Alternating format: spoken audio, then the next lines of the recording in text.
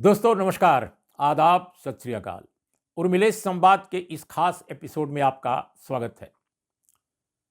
आप सब जानते हैं दोस्तों कि भारत की जो लोकसभा है यानी पार्लियामेंट का लोअर हाउस, उसमें कुल 543 जो सीटें हैं, अगर उसमें भी हम देखें तो 316 सीटें ऐसी हैं या 316 सीटों का जो हल्का है, जो इलाका है, वो ऐसा है जहां पर भारतीय जनता पार्टी आरएसएस का जो मौजूदा अयोध्या अभियान है उसका गहरा असर पड़ सकता है।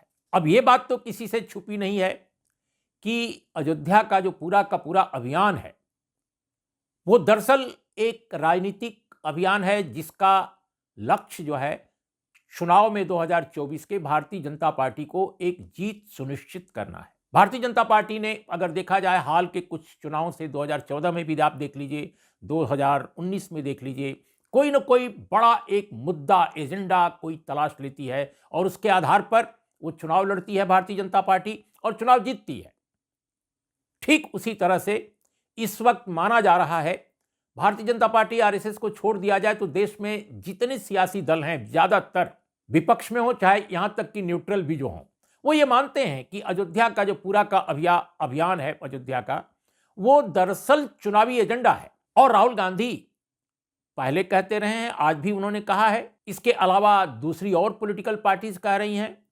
जो पॉलिटिकल कमेंटेटर्स हैं, जो आमतौर पे ऑब्जेक्टिव माने जाते हैं देश विदेश के, उनके अंदर भी यही बात आ रही है। उनका भी सोच यही है कि अयोध्या का पूरा अभियान जिस तरह से शुरू हुआ है, अब शंकराचार्य भी कह रहे हैं, शंकराचार्य तो कोई राजनीतिक लोग नहीं है।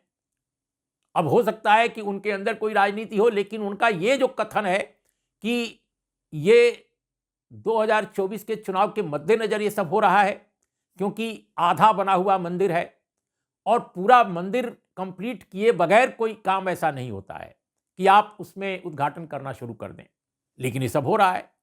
सारे कार्यक्रम का संचालन बीजेपी आरएसएस के लोग कर रहे हैं, विश्व हिंदू परिषद के लोग कर रहे हैं। अब कौन नहीं जानता कि विश्व हिंदू परिषद आरएसएस से संबद्ध संगठन है। तो ये जो चीजें हैं वो ये बता रही हैं कि भारतीय जनता पार्टी जिस स्ट्रेटजी पर काम कर रही है वो ये है कि 316 सीटें जो हमने जिनका आकलन किया है, इन इलाकों में अयोध्या के पूरे मंदिर अभियान के जरिए लोगों को पोलराइज किया जाए, लोगों को इस कदर मोबिलाइज कर दिया जाए कि लोग और कुछ सोचें ही ना। रोजगार के बारे में ना सोचें, महंगाई के बारे में ना सोचें, अपनी गुर्बत, अपनी परेशानी के बारे में ना सोचें, अपनी सेहत के बारे में ना सोचें, स्कूलों की और कॉलेजों की, विश्वविद्यालयों की जो बुरी हालत है उसको ना सोचें, किसी बात को ना सोचें। सिर्फ ये सोचें कि भारतीय जनता पार्टी आरएसएस के कारण ही अयोध्या में राम मंदिर बना है। वो सुप्रीम कोर्ट के उस फैसले को भी भूल जाएं, सब कुछ भूल जाएं। तो दोस्तों ये जो उनकी रणनीति है भारतीय जनता पार्टी की, ये यूपी की 80 सीटें हैं, बिहार की 40 सीटें हैं, झारखंड की 14 सीटें हैं, महाराष्ट्र की 48 सीटें हैं, मध्य प्रदेश की 29 सीटें हैं, राजस्थान की 25 सीटें हैं, छत्तीसगढ़ की 11, बंगाल की 42, दिल्ली की 7, हरियाणा की 10। ये 316 सीटों पर उनकी नजर है। और अगर देखा जाए तो इन इलाकों में महाराष्ट्र एक ऐसा इलाका जरूर है जहां पर पूरे महाराष्ट्र में इस अभियान का उतना असर नहीं पड़ेगा जितना उसके आधे इलाके में पड़ेगा, बल्कि यूं कहा जाए, लेकिन पड़ेगा। लेकिन वहां भी इसकी काट खोजी जा रही है। और विपक्ष ने, जितने विपक्षी दल हैं, कई ऐसे प्रदेशों में हमने देखा कि वे अपने अपने ढंग से भारतीय जनता पार्टी आरएसएस के अयोध्या अभियान का, अयोध्या के राजनीतिक अभियान का उन्होंने काट जो है तलाशी है अपने अपने ढंग से। कुछ लोग धर्म की धारा में, यूं कहा जाए कि जो धर्म के नाम पर इस समय चल रहा है, तो उस धारा में वो भी बह गए हैं कि चलो धर्म का राजनीतिक इस्तेमाल जो लोग कर रहे हैं तो हम भी क्यों ना करें। अब जैसे जो हरियाणा में और आम आदमी पार्टी के लोग हैं और दिल्ली में खास तौर पे सुंदरकांड अभियान चलाएंगे, तो ठीक है, उनका अपना एक अभियान है कि वो सुंदरकांड अभियान चलाएंगे और उस पर वो सुंदरकांड पाठ करेंगे और पता नहीं क्या क्या पूजा करेंगे, वगैरह हवन करेंगे, जो भी करें। तो केजरीवाल की पार्टी जो है धर्म की काट के लिए धार्मिक आख्यान भी एक तरह से निकाल रही है, उसका अपना वो है। दूसरी तरफ जो उद्धव सेना है, यानी उद्धव ठाकरे की नेतृत्व वाली जो शिवसेना है वो सामाजिक आर्थिक भी कई सवाल उठा रही है। वो दगाबाजी जो किया है शिवसेना के कई नेताओं ने उनके खिलाफ, उसका सवाल उठा रही है। साथ में वो राम मंदिर के बारे में भी तरह तरह के सवाल उठा रही है। लेकिन इलेक्शन कमीशन में जो बहुत सारी चीजें आई हैं और जो अभी कोर्ट केस भी हो रहा है उस पर भी जोर दे रही है। इसके अलावा दोस्तों, ममता बनर्जी बंगाल में 22 तारीख को, जिस समय अयोध्या में मंदिर का लोकार्पण हो रहा होगा, उद्घाटन हो रहा होगा, उसी दिन वह काली मंदिर में रहेंगी। जो हम सब जानते हैं कि कोलकाता का काली मंदिर बहुत मशहूर है। तो कालीघाट में उन्होंने सोचा है कि वहां पर क्यों नहीं हम ऑल फेथ मीटिंग करें। तो सर्वधर्म सम्मेलन होगा और उसके लिए ऑलरेडी जो उसकी तैयारी है शुरू हो गई। आज भी उन्होंने विभिन्न धर्मों के लोगों से मुलाकात की, बहुत सारे लोग आए अलग अलग ढंग से, और वो इस अभियान को निरंतर 22 तारीख तक जारी रखेंगी। तो ममता बनर्जी ने भी धर्म का सहारा लिया है और धर्म की जो बहती गंगा है उसमें बहने का उन्होंने एक तरह से फैसला किया है कि काट यही है। धर्म के नाम का जो दुरुपयोग हो रहा है, धर्म का जो इस्तेमाल, राजनीतिक इस्तेमाल किया जा रहा है, उसको कैसे काटें। तो उन्होंने भी सोचा कि हम धार्मिक गतिविधियां या धार्मिक कार्य हो वो करें।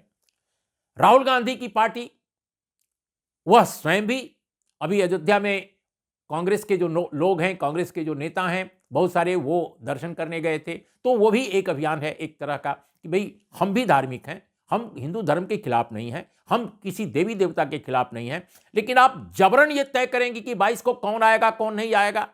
आप फरमान जारी कर दिए हैं कि इतने ही लोग आएंगे, अभिनेता आएंगे, नेता आएंगे, कलाकार आएंगे, वह सब आपकी पसंद से आएंगे, अपनी पसंद से कोई ना जाए। इसकी काट के लिए कांग्रेस के नेताओं ने आज वहां पर आज भी और लगातार वो मैं देख रहा हूं कि इधर चल रहा है उनका आना जाना। तो दोस्तों, ये सब चीजें हो रही हैं, लेकिन राहुल गांधी इस मामले में बहुत कंसिस्टेंट हैं। वो कहीं नहीं जा रहे हैं, वो अपनी यात्रा में हैं और यात्रा के दरमियान वो लगातार ये कह रहे हैं कि भारतीय जनता पार्टी आरएसएस का जो भी अभियान है अयोध्या का, वो एक राजनीतिक अभियान है। वो सिरे से खारिज करते हैं कि इसमें धर्म का कोई एलिमेंट है। धर्म नाम की कोई चीज नहीं है जो अयोध्या में चल रहा है, वो सिर्फ और सिर्फ एक राजनीतिक अभियान है। अगर धर्म का होना है तो धार्मिक लोगों को छोड़ा जाता, लेकिन शंकराचार्य भी नहीं आ रहे हैं, शंकराचार्य भी सवाल उठा रहे हैं। तो ऐसे में इसको कैसे कहा जा सकता है कि राजनीतिक नेताओं द्वारा एक धार्मिक अनुष्ठान कराकर और कहा जाए कि ये जो है बिल्कुल शुद्ध और पवित्र और धार्मिक एक काम है। ये राहुल गांधी के मुताबिक ये बिल्कुल राजनीतिक अभियान है। तो इस तरह से चीजें सामने आ रही। अब दोस्तों, एक महत्वपूर्ण बात यह है कि जो 316 सीटों की बात हमने की है, इसमें दिल्ली में, हरियाणा में, बंगाल में और एक तरह से उत्तर प्रदेश में भी कांग्रेस की तरफ कुछ चीजें हो रही हैं। बिहार में इसको बिल्कुल अलग ढंग से इसकी काट खोजी जा रही है और वहां पर कर्पूरी ठाकुर, बिहार के प्रख्यात समाजवादी नेता और दलितों उत्पीड़ितों के मसीहा मुख्यमंत्री जो रह चुके हैं दो बार के, उनकी स्मृति में उनकी 100वीं वर्षगांठ उनकी जयंती की मनाई जा रही है। तो उनकी 100वीं जयंती के मौके पर कई दिनों का एक समारोह हो रहा है पटना में भी, उनके गांव में भी, समस्तीपुर में, और पूरे बिहार में उनको लेकर के प्रचार, उनके बारे में, उनके एजेंडे को लेकर, और इसके अलावा जो रोजगार का जो अभियान उनका है तेजस्वी यादव और नीतीश कुमार जी की सरकार का, उस पर भी काम हो रहा है। बहुत सारे लोगों को नियुक्ति पत्र बांटे गए हैं। तो ये सब चीजें सामाजिक आर्थिक जो एजेंडा ले रहे हैं। इसके अलावा दोस्तों, आप देखिए कि राजस्थान, मध्य प्रदेश, छत्तीसगढ़, इन 3 राज्यों में उतनी सक्रियता कम से कम नहीं दिखाई दे रही है किसी भी पार्टी की। लेकिन उत्तर प्रदेश में जो प्रमुख पार्टियां दोनों हैं, समाजवादी पार्टी और बहुजन समाज पार्टी, उन्होंने कोई एजेंडा अभी तक घोषित नहीं किया है कि आखिर जो अयोध्या के नाम पर मोबिलाइजेशन हो रहा है उसकी उनके पास क्या काट है। तो ये एक दिलचस्प सिनारियो है। लड़ाई 316 सीटों की है। 316 सीटों में किसको कितना हासिल होगा, कितना बीजेपी आरएसएस को विपक्ष रोक पाएगा, असल कहानी दोस्तों अयोध्या के अभियान की जो चल रहा है उसकी यही है कि इससे बीजेपी आरएसएस को कितना फायदा मिलेगा, कितना नहीं मिलेगा, और विपक्ष कितना अपनी अपनी पोजीशन सॉलिड कर पाएगा, कैसे बीजेपी और आरएसएस के इस अभियान की एक वैकल्पिक रणनीति तैयार कर पाएगा, देखना होगा आगे आने वाले दिनों में। तो आज इतना ही। नमस्कार, आदाब, सत श्री अकाल।